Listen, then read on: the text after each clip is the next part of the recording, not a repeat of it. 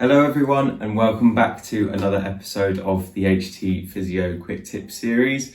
My name is Will Harlow and I'm the Over-Fifties specialist here at HT Physio in Farnham. And in today's video, I'm going to give you one simple tip that you can use to ensure you develop stronger legs in a period of just 6 weeks.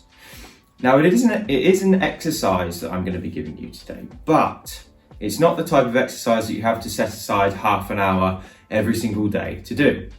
I get asked a lot, well, I want to improve the strength of my legs, or I want to improve my balance, or I want to feel fitter, but I just don't have time to dedicate half an hour every day to doing a list of exercises. Maybe I tried it in the past and stuck to it for a week and then I got bored. And I completely get it. We are really busy, we've all got stuff going on, and sometimes setting aside time to do exercises, particularly if you're not feeling pain anywhere, it either slips your mind or you just don't get round to do it, or it just falls off the schedule, which is fine. So what I'm going to do today is I'm going to try and give you a quick tip you can use if that's the case for you. So you haven't got any pain, you can't be bothered with half an hour of exercises every day, or maybe you're already exercising in another way and you just want to feel a bit stronger. This is the video for you. So the thing we're going to do is super simple, and we're actually going to coincide it with something else that we all do every single day, multiple times a day. Now, to improve the strength in your legs, the most important muscles are your thigh muscles, so the front of the thighs, we call these the quadriceps, and the muscles at the back of the hips, okay? We call these the gluteal muscles. If we can improve both of those muscle groups, then we're going to feel fitter, we're going to feel stronger, we're going to have an easier time walking and climbing and descending stairs, and our balance will probably improve as well.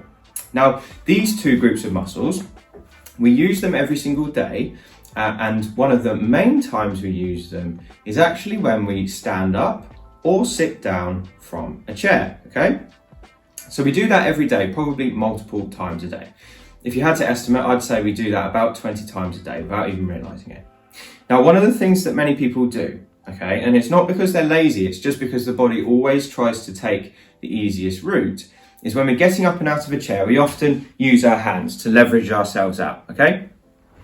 And what that's doing is it's effectively giving these very important muscles in our legs a free ride. And it might feel good, it might feel easier, but over time, these muscles aren't going to be working as hard as they should, which means they get weaker. So the first step is you're going to absolutely ban the use of your hands when you're getting up and out of a chair. So getting up and out of a chair should now start to look like this, okay? So you're standing up without using your hands. So that's the first part of the tip.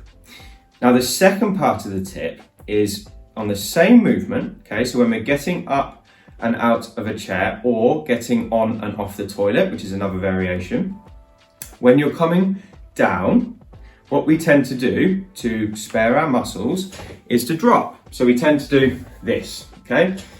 And it's a lot easier to drop down very quickly than it is to really take your time and to lower yourself down slowly. When we're lowering ourselves down really slowly, we're asking the muscles to work in a way that's called an eccentric contraction. And that basically just means that the muscle is contracting whilst also getting longer. Now, we know from the research that asking a muscle to work in this way is actually the most effective way of building strength. But most of us miss out on this strength gain because we fall into the chair far too quickly. So the second part of this tip is any time you're about to sit down, instead of dropping, I want you to count to a full 4 seconds while your knees are bending. So it's going to look something like this. So you can still stand up reasonably quickly, but on the way down, you're going to go down like this. Remember, we're not using our hands. And I want you to keep the speed completely constant all the way down. Now, one thing I see quite commonly is this. So people will start off really slow, they'll count to 4, and then the last bit they'll drop. That's still called cheating, because that last few inches is where most of the benefits come from. So make sure you're keeping it slow all the way down. Now, if you can apply these 2 tips to everything you do each day, so every time you get up and out of a chair, you don't use your hands, and when you get down, you do it as slowly as you possibly can. In just a few short weeks, I would estimate about 6 weeks for most people, you're going to notice a significant improvement in your strength, okay? So I'd love it if you guys give this a try and then let me know how you get on in 6 weeks' time. If you stick to it and you notice some improvements, that's absolutely great. You can just keep going with it. But it doesn't actually take that long to make some significant changes to the strength in your legs. So give those things a go. Let me know how you get on. You can drop a comment below this video or reach out to me on email. And if you want more tips like this one, please do feel free to pick up a copy of my book. It's called Thriving Beyond 50, and it has loads more strategies and tips and little exercises like this one to help you stay active, mobile, and fit in your 50s and beyond.